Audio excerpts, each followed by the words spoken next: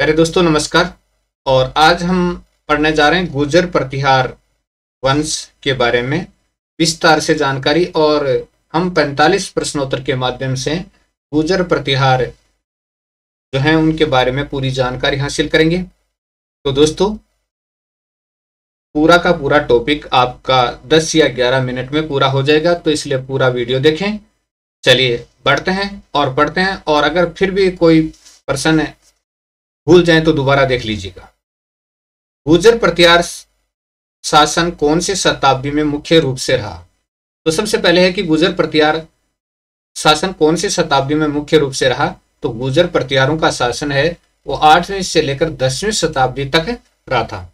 8वीं से लेकर 10वीं शताब्दी तक गुर्जर प्रतिहारों का प्रमुख रूप से शासन रहा था। एक चीज, चलिए अपना एक प्रश्न, गुर्जर प्रतिहार का मुख्य केंद्र कौन सा था? तो गुर्जर प्रतिहार का मुख्य केंद्र था मारवाड़। तो गुर्जर प्रतिहारों का मुख्य केंद्र कौन सा था? मारवाड़ था। ठीक है जी। दूसरा प्रश्न भी सरल है। तीसरा है, गुर्जर प्रतिहार के समय राजस्थान का यह क्षेत्र क्या कहलाता था? जब गुर्जर प्रतिहार राज्य करते थे तब यह क्षेत्र क्या कहलाता था? गुर्जरात्रा कहलाता था। तो यह क्षेत्र क्या कहलाता था? गुर्जरात्रा कहलाता था। ठीक है जी। कौन सा क्षेत्र? मारवाड़ का क्षेत्र। ठीक है जी। चलिए, गुर्जर प्रतिहार का राज्य कहां तक फैला हुआ था? तो गुर्जर प्रतिहारों का राज्य कहां तक फैला हुआ था? तो अपना थोड़ा सा करेक्शन कर देते हैं। तो गुर्जर प्रतिहारों का राज्य है वो कहां तक फैला हुआ था? कहां तक फैला हुआ था? इसका उत्तर आपको नीचे स्क्रीन पर दिखाई भी दे रहा होगा। तो गुर्जर प्रतिहारों का राज्य है कन्नौज और बनारस तक फैला हुआ था। यानी कन्नौज बनारस तक गुर्जर प्रतिहारों का राज्य है वो फैला हुआ था।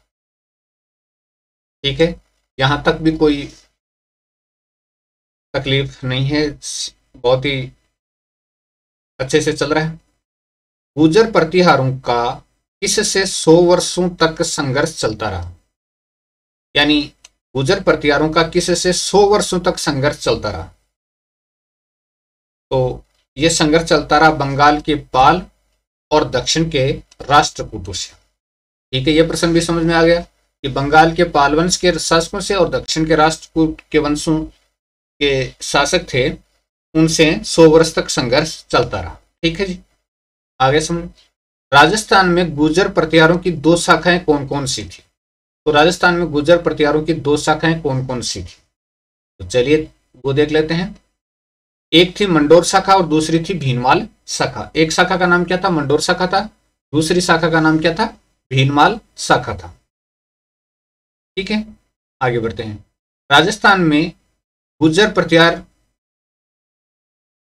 की प्राथमिक राजधानी कौन सी थी? तो गुर्जर प्रतिहारों की प्राथमिक राजधानी कौन सी थी? तो गुर्जर प्रतिहारों की प्राथमिक राजधानी कौन सी थी भाई? तो गुर्जर प्रतिहारों की प्राथमिक राजधानी कौन सी थी? तो मंडोर जोधपुर थी। तो ये प्रश्न भी समझ में आ गया बिल्कुल अच्छे से कि शुरुआती राजधानी कौन सी थी? मंडोर जोधपुर थी गुर्जर प्रतिहारों की प्रारंभिक राजधानी। पूरा डिस्कस करते हुए चलते हैं आराम से। प्रतिहार शासक नागभट्ट ने, और प्रतिहार शासक है नागभट्ट प्रथम ने 8वीं शताब्दी में किस पर अधिकार करके? तो प्रतिहार शासक नागभट्ट प्रथम ने 8वीं शताब्दी में किस पर अधिकार करके उसे अपनी राजधानी बनाया? तो ये चीज ध्यान से देखिएगा। प्रतिहार शासक नागभट्ट प्रथम ने, नागभट्ट प्रथम आ गए हैं, 8वीं शताब्दी में किस पर अधिकार करके उसे अपनी राजधानी बनाया? तो ये भीनमाल पर अधिकार करके उसको क्या बना लिया? अपनी राजधानी बना लिया। और बनाने वाला कौन था? नागभट्ट प्रथम। याद कीजिएगा, नागभट्ट प्रथम। चलिए, उज्जैन पर अधिकार करने के बाद गुर्जर प्रतिहारों की शक्ति का केंद्र कौन सा स्थान बन गया? उज्जैन पर अधिकार कर लिया गुर्जर प्रतिहारों ने, तो उनकी शक्ति का केंद्र कौन सा स्थान बन गया? तो ये उज्जैन बन गया था। यानी उनकी शक्ति का केंद्र कौन सा बन गया? उज्जैन बन गया। ठीक है जी। वत्सराज किसका पुत्र था? वत्सराज तो ये नागभट्ट प्रथम के पुत्र देवराज का था। तो नागभट्ट प्रथम का पुत्र था देवराज, और देवराज का पुत्र था वत्सराज, यानी नागभट्ट प्रथम का क्या था? पोता था ये। ठीक है ना। तो देवराज की कोई विशेष उपलब्धि नहीं रही, इसलिए हम वत्सराज को सीधा पढ़ते हैं। तो नागभट्ट प्रथम के पुत्र देवराज हैं, उनका पुत्र था वत्सराज, यानी नागभट्ट प्रथम का पोता। आया समझ में? ठीक है जी। कन्नौज के शासक इंद्रायुध को युद्ध में किसने पराजित किया? तो कन्नौज का शासक था जिसका नाम क्या था? इंद्रायुध था, और उसको किसने परास्त किया? तो कन्नौज का शासक कौन था? इंद्रायुध था, और इंद्रायुध को किसने परास्त किया? वत्सराज ने परास्त किया था। वत्सराज ने परास्त किया था कन्नौज के शासक इंद्रायुध को। याद रखना भाई, कन्नौज को लेकर ही तो लड़ाई हो रही थी ना। तो कन्नौज का शासक जो इंद्रायुध था उसको किसने परास्त किया? वत्सराज ने परास्त किया था। ठीक है जी। वत्सराज ने किस किस को पराजित किया? वत्सराज ने किस किस को पराजित किया? तो बंगाल के शासक धर्मपाल को, एक तो बंगाल के शासक धर्मपाल को परास्त किया उन्होंने, पाल वंश के शासक थे धर्मपाल, उनको परास्त किया, तथा मांडी वंश को उन्होंने परास्त किया। एक तो धर्मपाल को परास्त किया और दूसरा मांडी वंश को उन्होंने परास्त किया था। ठीक है। ऊपर क्या आया था?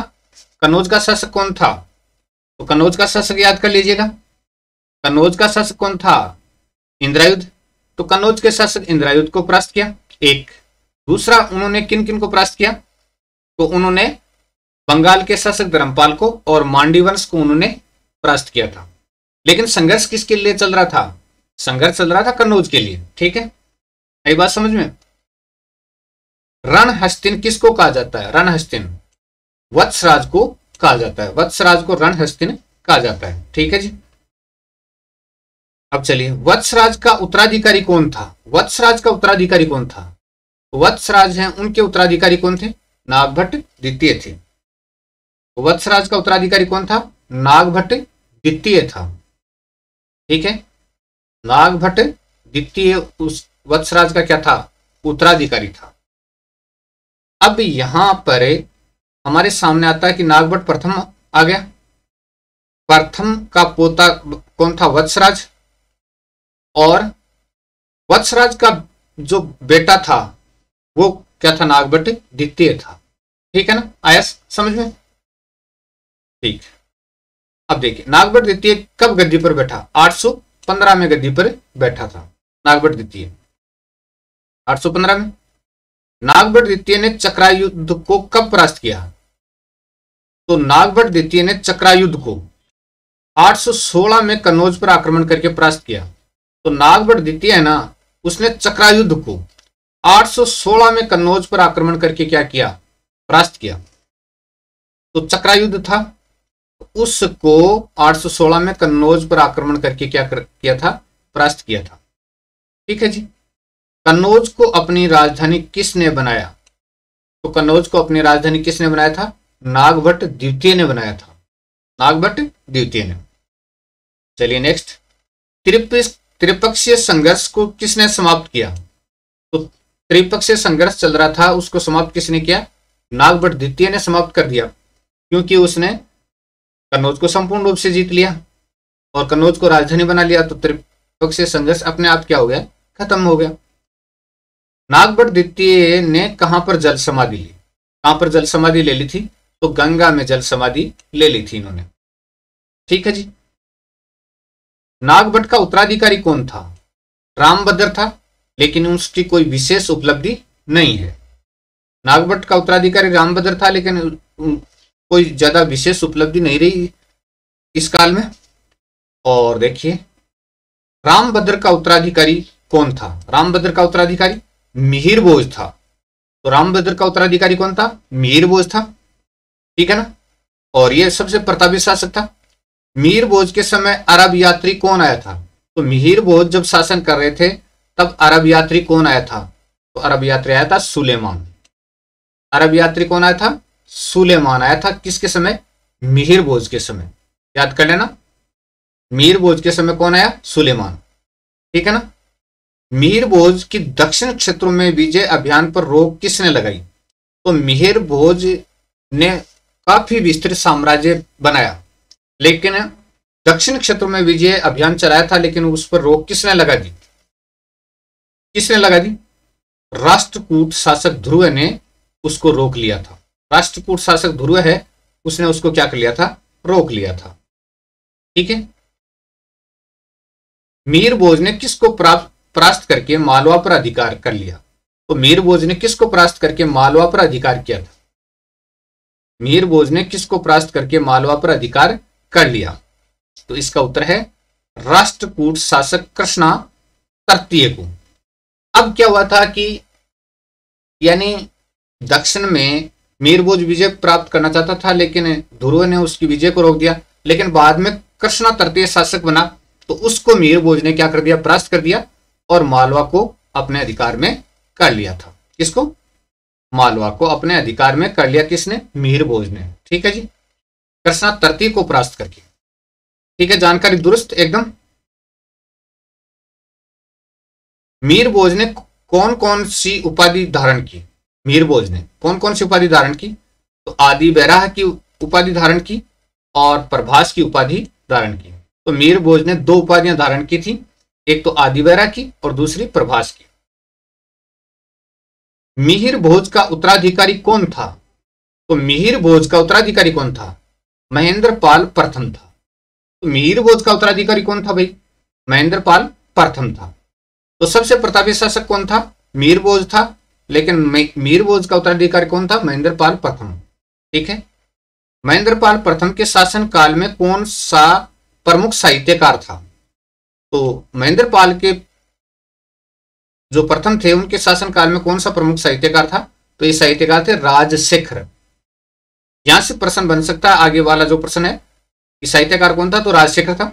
राजशेखर ने किन किन ग्रंथों की रचना की? राजशेखर ने किन किन ग्रंथों की रचना की? तो देखिए, कपूर मंजरी की, काव्य मीमांसा की, बाल रामायण की और बाल भारत की रचना की थी।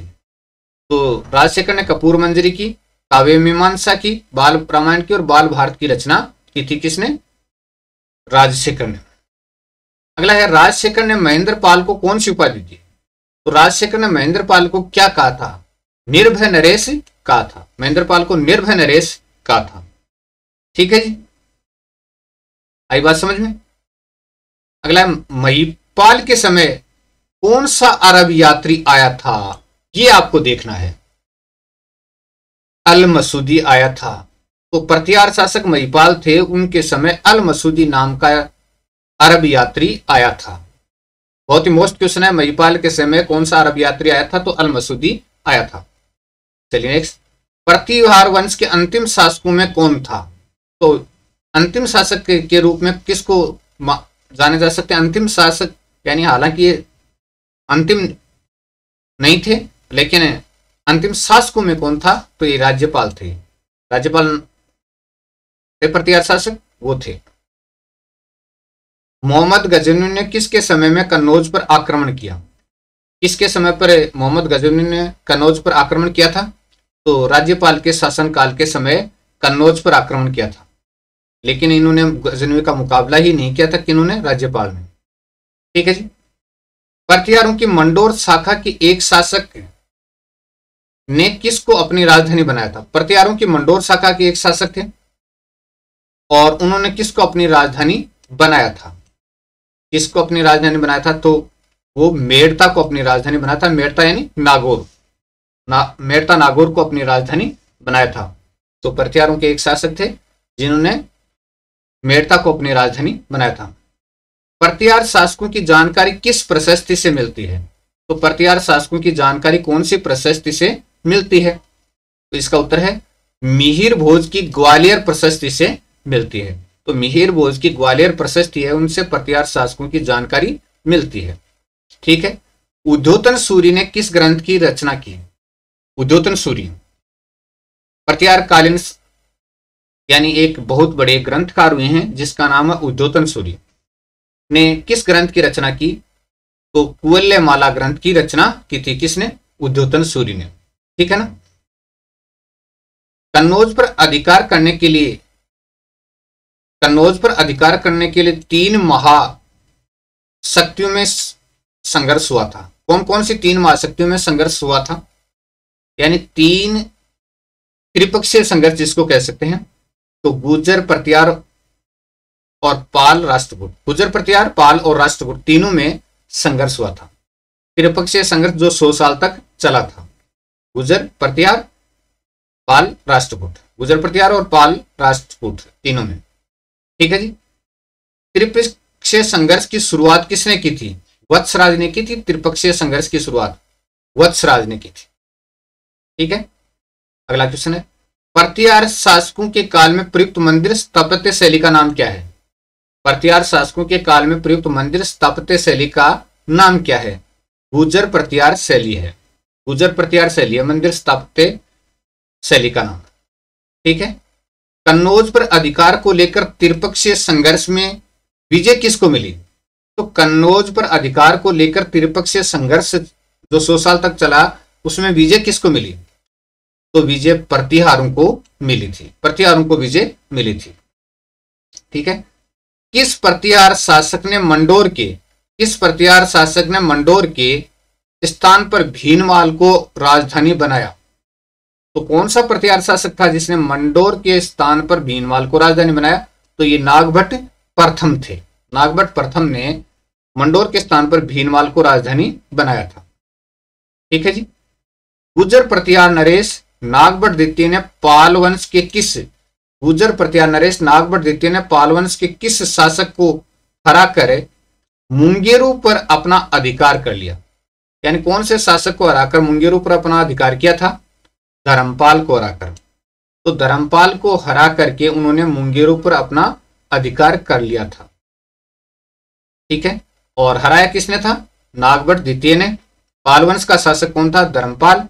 और उसको हराया और उसको हरा करके क्या किया? मुंगेरू पर अधिकार कर लिया। मूणोत नैन सिंह ने गुर्जर प्रतिहारों की कितनी शाखाओं का उल्लेख किया है? तो मूणोत नैन सिंह ख्यात प्रसिद्ध है और उस ख्यात के अंदर प्रतिहारों की कितनी शाखाओं का उल्लेख किया गया है? तो उसका उत्तर है दोस्तों 26 शाखाओं का उल्लेख किया गया है। गुर्जर प्रतिहारों की प्रमुख शाखाएं कौन कौन सी थी? प्रमुख शाखाएं कौन कौन सी थी? तो ये हम पढ़ चुके हैं। मंडोर शाखा और भीनमाल शाखा थी। वैसे तो और भी शाखाएं थी लेकिन प्रमुख शाखाएं राजस्थान में मंडोर शाखा और भीनमाल शाखा ही थी। गुर्जर प्रतिहार वंश की उत्पत्ति के संबंध में कौन सा सिद्धांत माना जाता है? तो आबू के अग्निकुंड से उत्पत्ति का सिद्धांत माना जाता है कि गुर्जर प्रतिहारों की उत्पत्ति आबू के अग्निकुंड से हुई थी। यह सिद्धांत माना जाता है।